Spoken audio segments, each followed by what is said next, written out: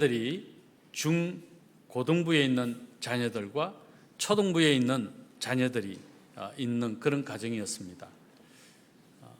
교회를 모든 가족이 다 출석을 하고 예수님을 믿는데 이 자녀들이 볼 때 아버지의 신앙이 너무 마음에 들지 않는 것이죠. 아버지가 본이 되고 아버지가 참 신앙적인 모습을 보여준다면 이 자녀들이 아버지를 통해서 자기들도 정말 믿음 생활 잘할 것 같다, 이런 아이들의 이야기가 어린 중학교 3학년짜리와 또 초등학교 6학년짜리, 5학년짜리가 그런 이야기를 서로 나눌 정도로 아버지가 교회를 출석하시고 같이 예배 생활을 하고 신앙 생활을 하는데 이 아이들이 볼 때 너무 신앙적인 모습에서 마음에 들지 않는 것이죠. 이 아빠가 어느 날 그런 아이들의 분위기를 감지했습니다. 그리고 한번 생각해 보았습니다. 내가 아이들에게 과연 본이 되고 있는가? 그렇게 생각하면서 자신 스스로에게 질문을 던지는 순간 아이들이 자기를 보고 실망했을 것보다 더 심한 실망이 스스로 마음속에 일어나기 시작한 것이죠. 내가 왜 이런 엉터리 같은 신앙생활을 하고 있었는가? 그런 생각이 막 밀려오는 것입니다. 예배에 대해서도 기뻐했던 모습이 거의 없었고, 집에 가면 투덜대듯이 이런저런 교회의 불평을 아이들 앞에 쉽게 해버렸고, 그렇다고 해서 아내와의 관계도 그렇게 다소곳 사랑스럽고 그런 것만도 아니었던 것이죠. 같이 예배를 드리는 한 가족이 예수님을 믿는 가정이라고 하는 이야기를 교회 가면 듣지만 집에 오면 아이들은 그런 느낌이 전혀 들지 않았던 것입니다. 아버지가 교회를 다니기는 다니는데 정말 아버지가 예수 믿는 사람 맞아? 주일학교 여름성경학교를 마치고 이 5학년짜리 아이가 그때 전도사님이 했던 말씀을 생각해 보니까 우리 아빠는 신앙이 없고 예수님을 안 믿는 사람이다 라는 생각이 들었던 것이죠. 그래서 아이들 간에 이런저런 이야기를 나누는 것을 우연히 이 아빠가 듣게 되었고, 이 아빠가 스스로에게 자문하여 자기는 정말 믿음이 있는 사람인가, 내가 신앙인인가 하는 질문을 던지게 된 것이죠. 말씀드린 것처럼 신앙생활이 아니었습니다. 엉터리였습니다. 예수님을 믿는다고 하고 또 교회 가면 나름대로 이런 직분을 가지고 있기 때문에 열심히 한다고 하면서 정작 아이들에게 신앙의 본이 하나도 안 되었던 자신을 발견하게 된 것입니다. 아이들 앞에 모범적인 말투도 아니었고, 그렇다고 해서 신앙적인 말을 아이들에게 자주 한 것도 아니고, 그리고 내가 좋아하는 말씀이 이 말씀인데 너희들이 이 말씀을 마음에 새겼으면 좋겠다라는 말을 평생 동안 지금까지 단 한 번도 아이들에게 한 적이 없다는 것을 느끼는 순간에 그는 스스로 무너지기 시작했습니다. 내가 왜 이렇게 엉터리 같은 인생을 살았지? 내가 왜 이런 신앙을 가지고 살고 있지? 난 도대체 누구인가?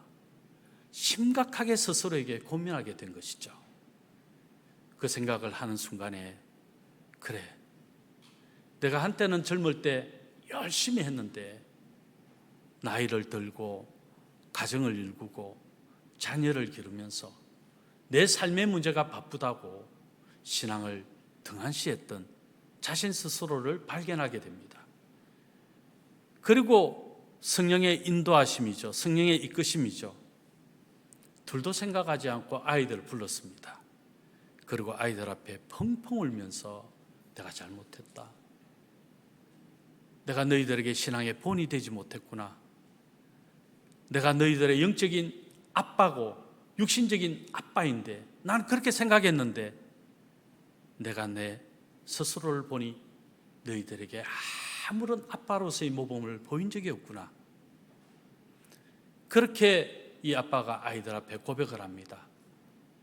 영문을 모르던 아이들, 아빠가 왜 이상한 행동을 하고 있을까 생각하고 있는데 더 이상 이 아빠가 말을 잇지 못합니다.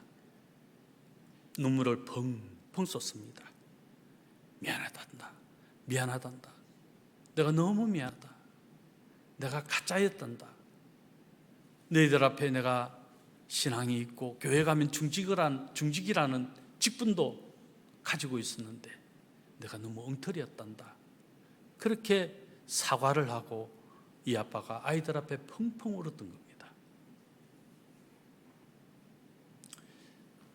이 실제 있었던 이야기는 이 아이들이 나중에 자라서 고백한 것을 통하여 알게 되었고, 이 아이들이 지금 그 아버지가 그 이후 아무리 신앙생활을 정말 몸집적으로 하려고 해도 우리가 다 그렇게 되지 않잖아요. 완전하지 않아요. 그런데 이 아빠는 자기가 완전하지 않은 연약함을 알고 있었기 때문에 순간순간 내가 열심히 하려고 했지만 또 무너질 때 아이들 앞에서 내가 또 너희들에게 본이 되지 못했구나 하고 그때마다 아이들에게 사과를 하고 용서를 구했답니다. 또 실수를 하면 또 용서를 구하고, 어떤 때는 교회에서 이런저런 다툼이 있었는데 그것을 가지고 이야기를 자기가 아내에게 이야기하고 있는 모습을 또 아이들이 본 거죠. 왜 아빠는 자꾸 집에만 오면 누구 욕해요? 아빠가 잘못했다고 했잖아요. 아들이 그렇게 이야기합니다. 갑자기 아빠는 또 한 대 맞은 것 같이, 그래 내가 또 잘못했구나. 이 아빠는 점점점 변하여지고 이 자녀들에게 가장 존경스러운 아빠가 된 겁니다. 제가 지금 뭘 말하려고 하는 것일까요?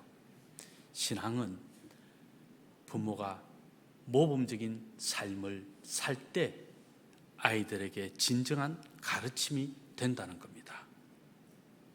마땅히 행할 길을 아이에게 가르치라. 그리하면 늙어도 그것을 떠나지 아니하리라. 우리가 가르치는 것은 삶을 통하여 하나님의 말씀을 가르치는 겁니다. 얘야, 성경을 펼쳐라. 이 말씀이 이런저런 뜻이 있단다. 너희들 알겠니? 알아야 돼? 그게 아니라 내가 어떻게 사는가, 내 삶을 통해서 우리 자녀들이 부모님들의 신앙을 본받고 우리 자녀들이 진짜 신앙적인 삶으로 성숙하여진다는 것이죠.